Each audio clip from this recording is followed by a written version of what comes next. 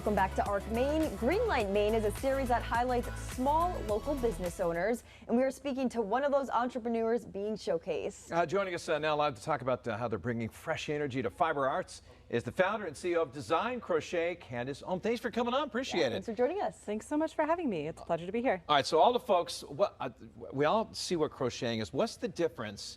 Because I always get confused. Mom, are you knitting or crocheting? What's the difference between knitting and crocheting? Yeah, they're very similar hobbies. We're both fiber fanatics and we love yarn. The difference is the tool. So I brought one here to show. To create something like this is the only thing that I need, this and a couple balls of yarn. The big difference is knit is two different needles that you use to weave together. From a mechanical perspective, what makes crochet unique and special is that it cannot be productionalized. So if you see something that is made with crochet, you know it was handmade with love, and you know it's difficult to produce. Oh, good to know. Honestly, I didn't know the difference until now, so thanks for clarifying that. And this hobby is becoming so popular among Gen Z. Do you know why that is? Yeah, Gen Z are known for their eco-friendliness. They are known for wanting to share their individuality, and they are big tech-savvy generation. So with crochet, it has picked up because not only were they in homes during a key piece of their lives in college and high school, they were in the pandemic and had to spend much time at home. So I think they picked up these hobbies that help them express their individuality through an online presence.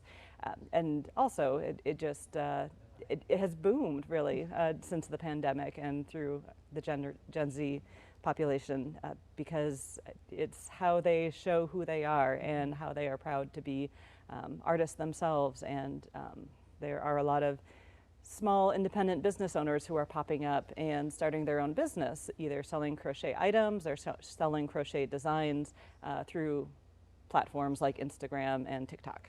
It can be so rewarding. I mean, first of all, you're crocheting and you make something, right? Whether it's a hat or a sweater or something like that. But also it's very therapeutic too, right? It's a great hobby. Yeah. There are plenty of nonprofits across the United States that have done creative arts with either quilting, sewing, crochet, and knit to help just bring peace and meditation in your daily lives. So often I have a hard time sitting still. So often when my husband and I are relaxing at home, we'll watch a show and I am there making something away because it's rewarding for me. It's nice to come back and have something to wear at the end of the day. And I see that you brought one of your tools with you here today. Tell us a little bit about outdated tools and inaccessible patterns. Is that an issue? Yes, crochet itself is a very free-form art. There's more variety on where you can place stitches than knitting, and it also because that's how the dexterity, it requires more dexterity, which is also what you can't automate the tools. Because of that, it's harder to produce technology and software to help build these patterns. What I've recognized after speaking with both designers and crocheters is the way that patterns are written is complex and confusing, and it's a barrier point that's preventing new crocheters to come into the market. So what I am working on is software that helps crocheters build images that they can follow for their instructions. It's quicker to produce images than any other tool that's on the market today because I'm using a text-based solution. Crocheters can type in a language that they are already familiar with. It eliminates the need for drag and drop tools, and then this helps us start to automate and build new tools for the future generation of creators. Talk about your experience with Greenlight Maine and getting this app going and everything. Yeah, Greenlight Maine has been a fantastic resource. Julene, who ran it, has been very supportive. The entire group of judges, I have never felt so supported in my life for wanting to just showcase what I have to offer in the business that I'm trying to create here in Maine.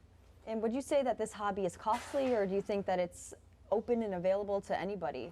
It is open and available to anybody. Like most hobbies, it can be as expensive or cheap as you want to make it. So yes, yarn can range anywhere from $2 or $3 for a ball up to $30, $40 for a more luxurious material. How does it feel when you finish something, you make something you've been working on all day or all week or all month? I love the feeling. I can pick up that new piece, that new item, and It's a moment where you can look at it and see it and know that nobody else has an article of clothing just like the one that you just created. They make fantastic gifts. Everybody appreciates something handmade, and it brings a light up to anybody's face anytime you get to hand them something that you made personally, because they know it's not about the money, it's about the effort that you put into it. Yeah, that's awesome. And do you have a website where people can learn more about you and your crocheting? I do. The website is called designcrochet.com, and then something else to add with that, I am partnering with the Maine Yarn Cruise that is coming up this summer. There's about 20 to 25 stores across Maine that have a Maine yarn crawl from July through October, and keep an eye on their website because you can see me there. That's maineyarncruise.com as well. We have like 10 seconds left. Is the app up and running yet, or when? It is up and running. We're in a beta mode. Perfect. All right, good to know. Thank you so much for coming on today. Thank you so much for having me.